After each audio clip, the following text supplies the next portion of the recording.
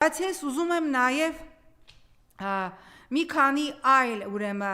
խնդիրների անդրադառնալ, որտեղ մենք տեսանք, որ ինչ-որ անասելի էյֆորիայի մեջ իշխանությունը հրապարակեց ամերիկյան միջազգային հանրապետական ինստիտուտի տվյալները, որտեղ 18 թե 19% պատրաստ էր քվեարկել Նիկոլ Փաշինյանի օգտին,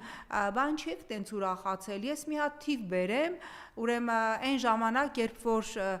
ժողովուրդը 18-ի դուրս էր եկել փողոց, այդ փողոց դուրս գալու ամենապիկին գելափի հարցումներով հանրապետական կուսակցությունը, որին սաղ մերժում էին փողոցում, ուներ 19% ռեյտինգ, 19% վարկանիշ, այդ 18-ով ինչի եք տենց ուրախացել, ինչի եք այդ սարքել ինչ-որ քարոզչական մի հատ տաբլոիդ ու մտցնում եք բոլորիս աչքը, իշխանության համար 18% դա ջախջախիչ է, ջախջախիչ թիվ է, այդտեղ ուրախանալու բան չկա, հատկապես որ երբ ամենայն մանրամասնությամբ բացում ենք ամերիկյան միջազգային հանրապետական ինստիտուտի թվերը, օրինակ կողմ եք Նիկոլ Փաշինյանի կողմից իրականացվող խաղաղության խաչմերուկին, թրիփին, հավատում եք թրիփի հաջողությանը, հարցվածների գերակշիռ մեծամասնությունը ասում է ոչ, ավելին, ինչքան էլ եկեղեցու դեմ է սրբապիղծ անբարո պայքարը,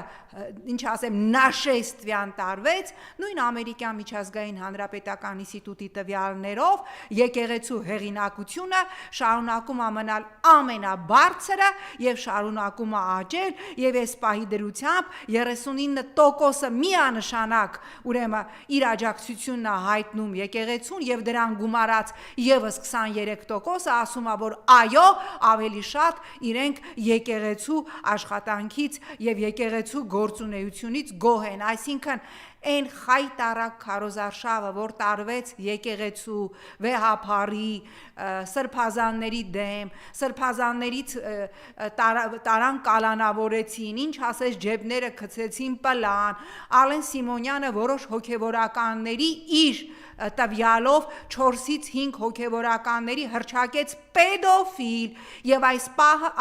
պահը նա կանչված չէ հատուկ քննչական եւ բացատրություն չի տվել, թե ովքեր են մանկապիղծ պետոֆիլ հոգևորականները, անգամ այս այլանդակ գրոհի պայմաններում